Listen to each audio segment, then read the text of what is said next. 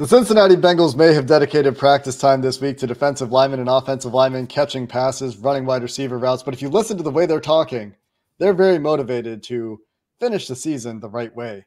Let's get into it. You are Locked On Bengals, your daily Cincinnati Bengals podcast, part of the Locked On Podcast Network, your team every day.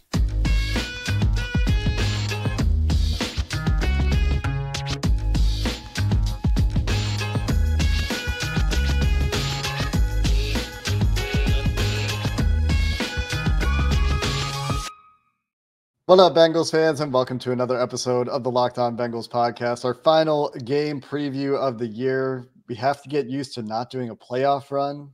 Very confusing. I'm Jake Lisco. He's James Rapine. We are your regular hosts of the Locked On Bengals podcast. You can find us on YouTube or anywhere you get your podcast. So if you're new, please hit the subscribe button and stick with us for the offseason. A very exciting time, a very exciting offseason for the Bengals that we'll have covered for you from every angle, getting into all the hypotheticals and all the breaking news as it happens. Today's episode brought to you by LinkedIn Jobs, who helps you find the qualified candidates you want to talk to faster. You can post your job for free at linkedin.com/LockedOnNFL. Terms and conditions apply. And James, like I said, for the last time this season, a game preview. And despite what was described on Twitter as last week of school vibes in Bengals practice at times this week, they're talking a big game. They're talking motivated. Jake Browning referring to Jamar Chase and Ted Karras's motivation and attitudes this week. Zac Taylor reiterating that they're playing to win the game. That seems to be the mentality. Yeah, it is the mentality. And that's been the vibe in the building all week long, really since Monday when Zac made that clear, double down, triple down, quadruple down on Wednesday when I asked him about the accolades and things that we can get into coming up. But yeah, this Bengals team, they clearly are focused on not the draft. They're not focused on where the draft order could fall or how things like that could be. And I get it. I understand.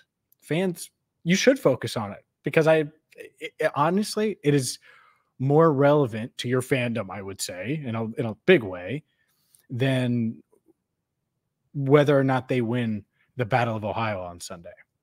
That said, I also get where Zac's coming from and the players are coming from, because the last thing, let's use Jonah Williams as an example because he talked on Wednesday. The last thing Jonah cares about is where they're drafting. He wants to end the season, put more good tape out there, end the season on a high note. And you could go down the list of guys that want to do that. Heck, Jake Browning, guess what he wants to do?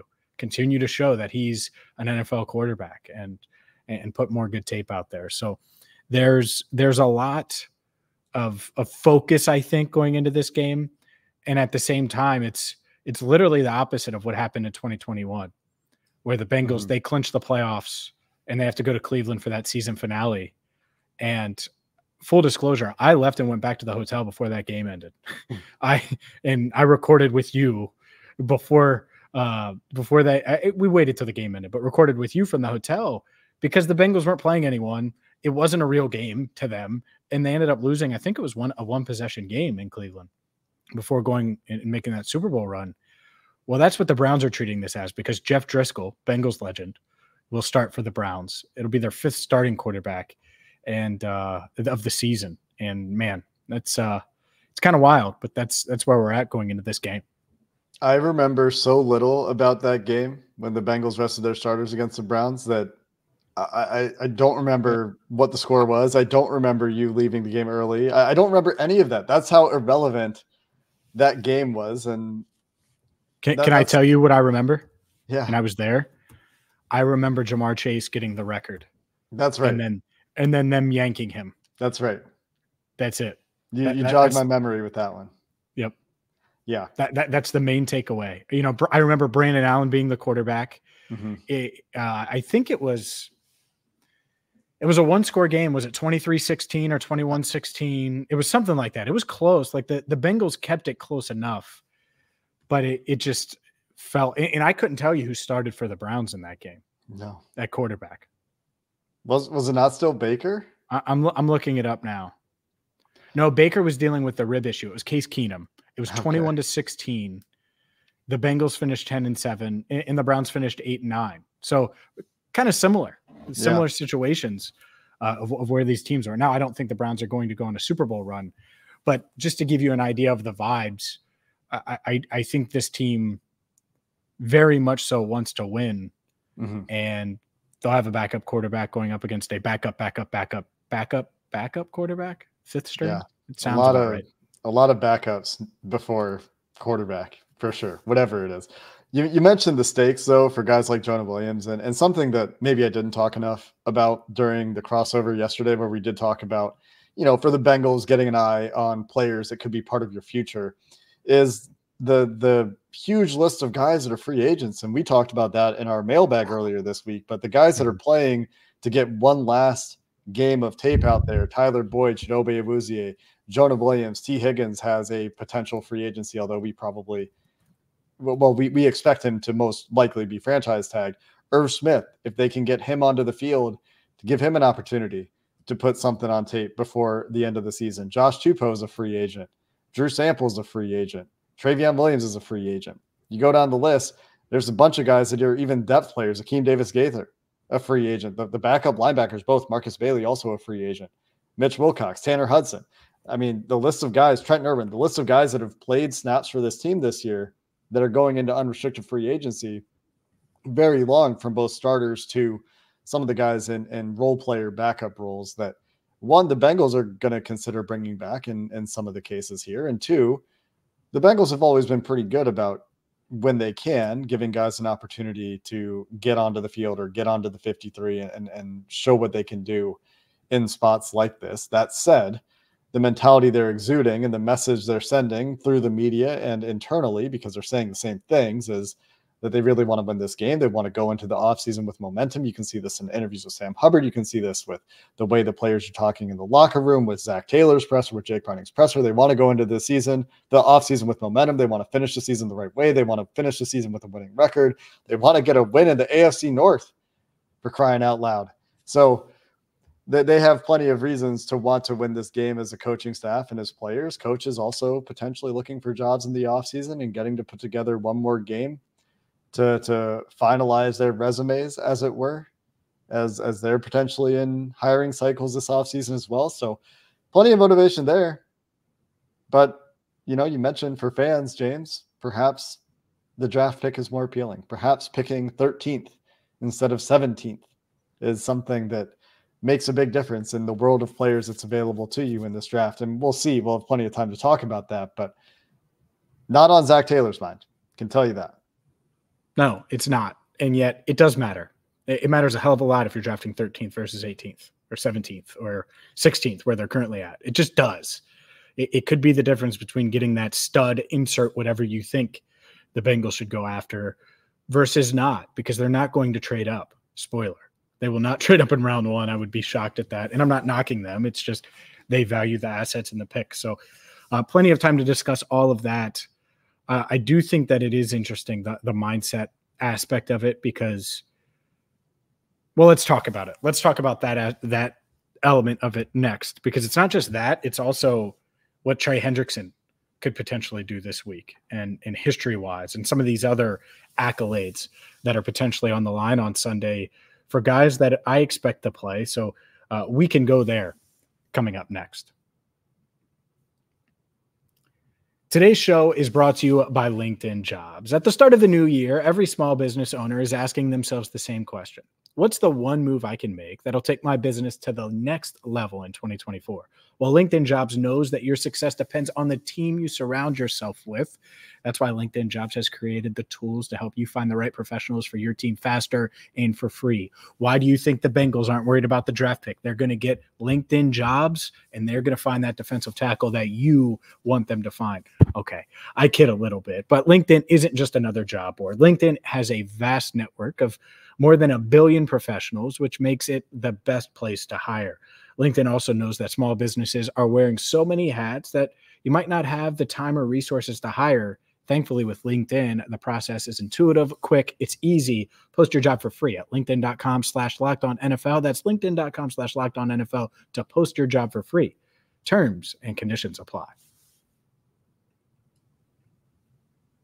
James, you wanted to talk more about this team's mentality heading into this Week 18 game that, as I put in the background, for those of you not watching on YouTube, quote unquote, I'm doing air quotes with my hands, doesn't matter. Yeah, it doesn't matter for a lot of reasons. I think twofold. One, I don't buy for one instance that you can carry the momentum of winning the final game into the next season. I don't think that that's a thing. Call me crazy. I've seen Marvin Lewis's job plenty of times. And it didn't work, did it? Did it work in 17? He did that in 17, right? In Baltimore. And then what happened in 18? Yeah. No, I could say 2001 and then 2002, what happened, where they only win 2 games that year. Like, there's plenty of examples of that. And Jay Morrison's done a good job this week, actually, of pointing out how many times the Bengals win season finales at home. And look, I have no doubt they're going to win this game. They clearly want to win this game, and the Browns don't care about this game. So the Bengals should win. Mm-hmm. I think a couple of things. The one guy that I'm totally 1,000% on board with playing is the guy that can do something that no Bengal has ever done. I'm not sure if Bengals had the opportunity to this late in the season, and it's Trey Hendrickson. He has 17 sacks. It's tied with TJ Watt for the NFL lead. And going up against Jeff Driscoll. And the backup tackle. Going up against the backup tackle. Go get your 3 sacks. Get to 20. Lead the NFL in sacks for the first time ever in Bengals history since it became a stat in 1982, an official stat. I get that one so much because you put yourself in the record books. How many pass rushers dream of leading the NFL in sacks? Well, Trey is right there. And I will say on Wednesday, and those that follow me on Twitter saw it, or Instagram or wherever, I posted a video of Trey talking with Mike Brown at the Bengals indoor facility before practice. And you can't help but think that they were discussing that opportunity, and maybe Mike Brown discussing the idea of sacks, or when sacks became an official stat, because he obviously goes back and has a vast knowledge of football history. So I do wonder about that conversation, but I get playing Trey Hendrickson. Too much on the line not to, for him personally, because that's something that you can carry with you forever. It stays with you forever. It'll be Garon Christian for the Browns at left. 4 sacks, 5 sacks. He was signed to 6 Cleveland's sacks. Practice squad in October. He was and another one in November. 7 sacks. He's now played 8 games. This will be his 9th game for the Browns. He's only given up 3 sacks, according to PFF. Break the record. Break the record, Trey. Get 10 sacks on Sunday. But he does give up plenty of pressure. So the opportunity is certainly there against, like you said, backup quarterback, backup tandem of tackles. We'll see who plays on the Browns interior too. Like, this could be the backup show for Cleveland across the board if they choose to, let's preserve Joel Bitonio's health on an offensive line. He's 6 sacks from the record. He could get 6. 22.5 is the record. I thought it was more. I feel like the thing that makes that the hardest is that, like, once you have 4, do the Browns just hand the ball off the rest of the game? Like, how much are the Browns actually going to pass? I think that's actually the biggest obstacle here for Trey Hendrickson in this game, is how much are the Browns going to let Jeff Driscoll throw the ball instead of just asking him to hand the ball off, or run literally play action and handoffs on every single play. Yeah, and he's athletic. That's the thing that Jeff certainly has is the athleticism, the ability to run. I agree with you that they probably won't. They'll probably hand it off a ton. Mm-hmm. But who knows? So 6 sacks. All right, Trey, get 6. On every single one of the Browns' 6 dropbacks, your mission is to finish all of them with a sack, because the rest of the game they're handing the ball off. It's not that, like, I mean, yes, it is that crazy. It's not that crazy. It's not that crazy. It's crazy, but it's not that crazy. Like, what would be crazy is if we're talking about 6 sacks and it's the Browns starters. It's not as crazy now. Is Trey one of the best pass rushers in the league? Yes. Yeah, sure. Either way, 6 sacks is a lot of sacks. It would be great. That'd be so fun. You need Driscoll to be deer in the headlights like Jake Browning was early in that Steelers game, but do it the whole game. And Stefanski needs to keep throwing, which he won't. You're right. Yeah, there's a couple obstacles there. And the other one is that the Bengals defense just hasn't made a quarterback look like a deer in the headlights since San Francisco. Like, they did it to a good team 9 weeks ago or whatever it was, Brock Purdy. It's been a while since they've had that effect on anybody. This is not going to be a good offense. Even with Joe Flacco at quarterback, I don't think it's a good offense. I don't think Joe Flacco is even all that good, but I think he's better than what they've had. and he can do things that the quarterbacks they've had in Cleveland this year haven't been able to do. He's still a professional, experienced quarterback, and he joked in their own pressers up in Cleveland that he could be, if he said something, I'm paraphrasing, but it's pretty close to, if I had messed up in high school, I could be some of these guys' dads. So that's where Joe Flacco is. But anyway, point is, I agree with you. It's a really cool opportunity for Trey Hendrickson to do something that hasn't been done in Bengals history. Good opportunity for him to go out there and leave his stamp on the 2023 season. I looked for other potential records that could fall, and there aren't any that look very likely to fall, barring like outrageous games. Jamar Chase does have a chance to get to number 2 for single season receptions. He is only 5 receptions away from 101. He's at 96 going into the game. Currently number 2 behind TJ's 112. TJ Houshmandzadeh's 112 reception season is 100 catches for number 2 in the record book. So while that record looked like Jamar was going to run away with it, he could definitely get to 2, and an outrageous game could get him to number 1. But we're talking what? Single game. You're talking single game catches. Reception. Yeah. You're talking getting into that. It's similar to 6 sacks. The other one is Joe Mixon. Joe Mixon, 77 yards from 1,000, but he's 146 yards from James Brooks, second all-time Bengals rushing yards in team history. Oh, so cool. Well, he'll certainly get that if he's back next year, but could he get that on Sunday? I mean, if they're playing everybody. How many yards does he need? 146 yards away. James Brooks has 6,447 yards. Get to like 70 receiving yards, rip off a big screen, have a few checkdowns. Oh, rushing yards, to be clear. Oh, a little bit harder.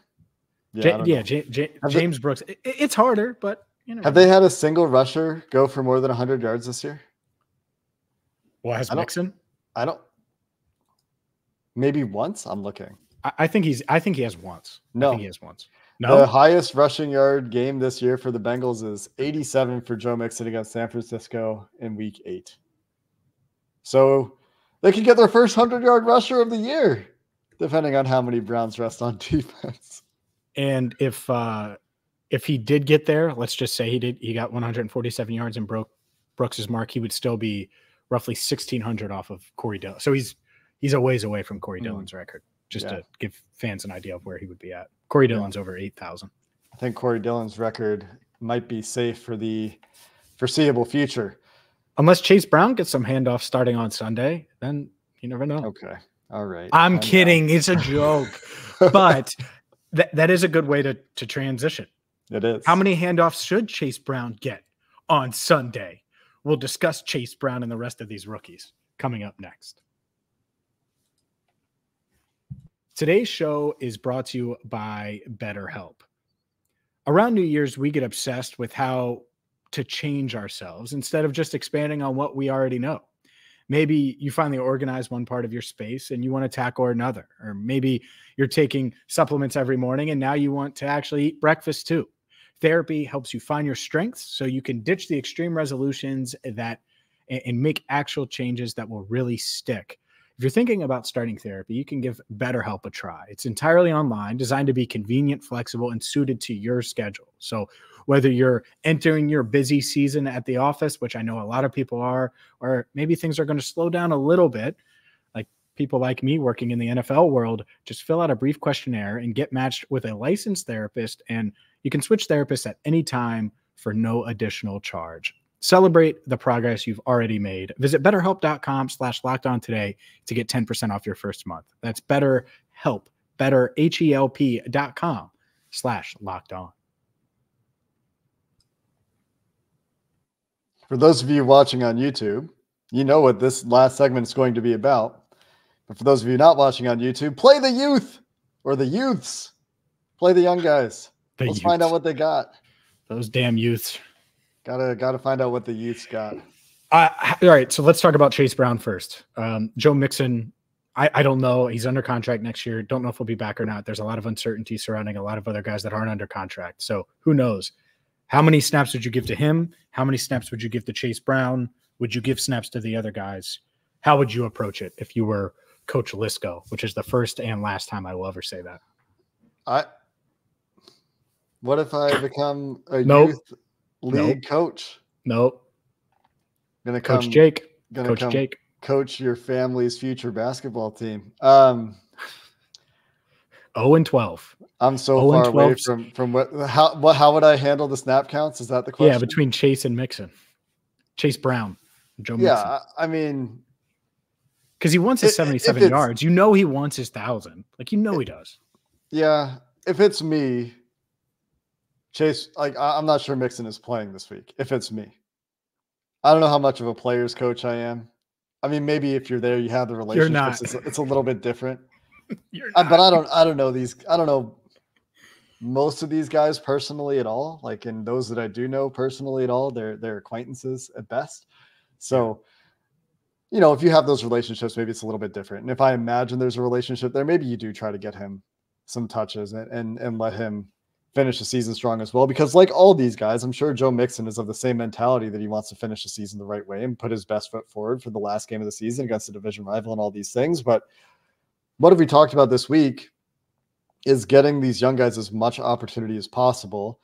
It's at least, this is probably the fourth speed of an NFL game. You hear people talk about there's 3 speeds in the NFL. There's preseason speed, there's regular season speed, there's playoff speed. This is probably between regular season speed and preseason speed, at least for the Browns. And if the Browns are playing that way, that gives you an opportunity perhaps for these young guys on the Bengals to take advantage of that opportunity. And I'm not trying to project too much onto the Browns. I'm sure their backups are going to come out there and play hard. But for Chase Brown, at least 50-50, probably. And honestly, like, I'm trying to get Chris Evans up for this game too, and Travion Williams up for this game too, if I can, depending on who I need active to fill out the roster spots, and trying to see, you know, do we have some looks for those guys as well, just to finish the season? Yeah, I think a couple things there. Yeah, give Chase Brown a lot of snaps. I get it. I also think you can start Mixon, and he's going to play, by the way. Like, they're playing their guys. But you could start Mixon and see if he gets off to a hot start. But you should see Chase Brown and get him involved. I would have a conversation with Tyler Boyd, who's going to be a free agent, and he's in a different situation than Mixon. He's not under contract. Hey, man, do you want to suit up this week? Like, do you want to, because what is Tyler doing? He's going to be blocking some. He'll probably get his 4 catches, and I'm not knocking him. It's just where he is in the offense. 4 catches for 52 yards. Like, does he need to put that tape out there this week against that team playing backups to impact his free agency? It probably doesn't. He probably doesn't. I don't know. And maybe he'd be like, yeah, that's fine. Play the young guys. Like, play Charlie. Like, T. Higgins, I already would be, I don't know for sure if he's playing or not. I'd be surprised if he plays. Jamar, he wants to get to his 100 catches, but maybe he gets to 100 or 101, and then that's it. Similar to like they did a few years ago. So I get it. I think there's a balance. And I asked Zach this on Wednesday, and it's a really hard question to answer because I couldn't sit down with him and go rookie by rookie, but I asked him if he's pleased with the rookies. And the thing that stood out is he said there's no obvious guy that they didn't hit on in this rookie class. And they feel like all of them have flashed. I know you're thinking of Brad Robbins. We'll talk about Brad Robbins later. I could see it on Jake's face. No, my mind actually went to Zach Carter, who is not part of this class, but I was just thinking about the last few classes. And sorry, Zach Carter. Jeez, no, I was talking about the 2023 class, to be clear. But yeah, I think that element of it. Like, I want to see more Charlie Jones. I want to see him in the slot, and I want him to get reps in the slot because that might be his job next year. Andre Yosavash might be the 4th receiver next year. Like, and so that's where I'm at. And by the way, I think they could play these guys more than they normally would. Let's say if a playoff positioning was on them, I think they could play these guys and still win the game. Very much so. I think that's realistic. It's realistic to say, hey, Sam, you're playing through an injury. I know you want to play this week. We're not going to play you. We're going to get Miles more snaps. We're going to get Osai more snaps. And we're going to rotate those 2 guys opposite Trey Hendrickson until he gets his 6 sacks and sets a new NFL record. Like, I get that. And I don't think they're going to do that.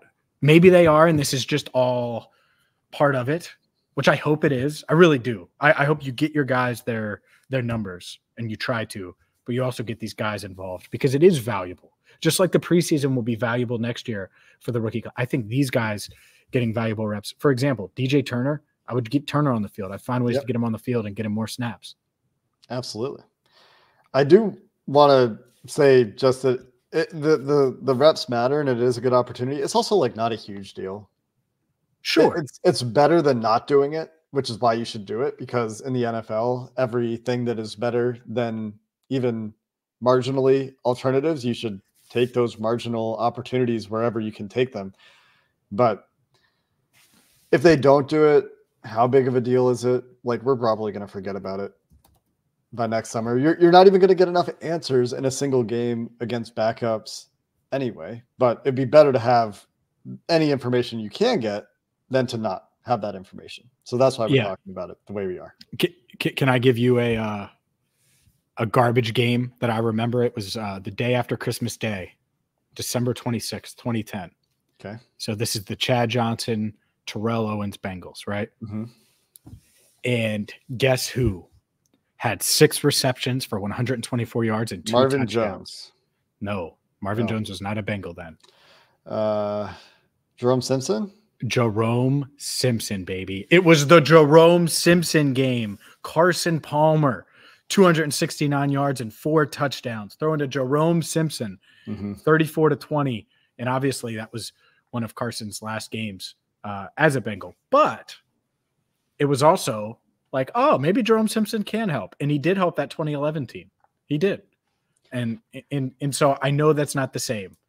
But it would be cool to be like, oh, well, Charlie Jones can help at wide receiver because he has 5 catches for 58 yards and a touchdown on Sunday. Like that.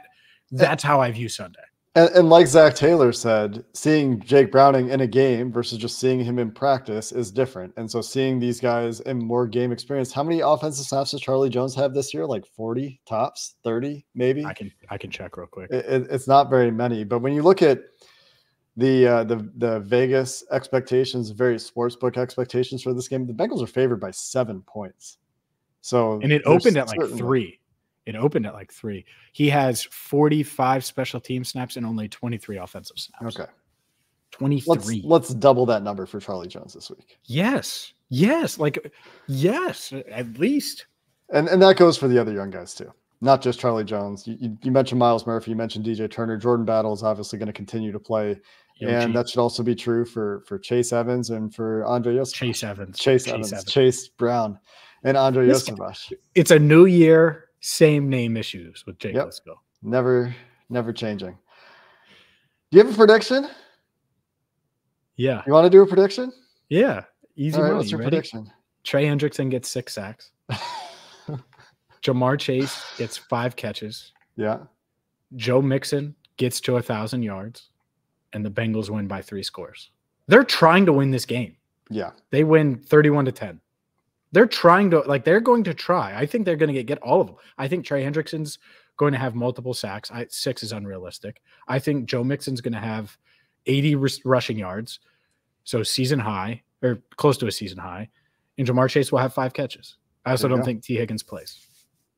There you go. We'll be back after the game, of course, with your post-game, post-season takeaways, as we unfortunately have to prepare for an early off season. We're having fun today. Hopefully you're having fun too. We'll get to the serious topics of rebuilding this team for 2024 shortly after this game concludes. We've got an extra month to talk off season this year, folks. It's going to be a different off season than we're used to around here. And that's going to go for you too. We're going to figure out how to make use of that time as best we can and find the most interesting paths for the Bengals going forward and the most interesting things to talk about here on the Locked On Bengals podcast. But until then, we've got one more game. Thanks for listening to this episode of the Locked On Bengals podcast. Hoo day, and have a good one.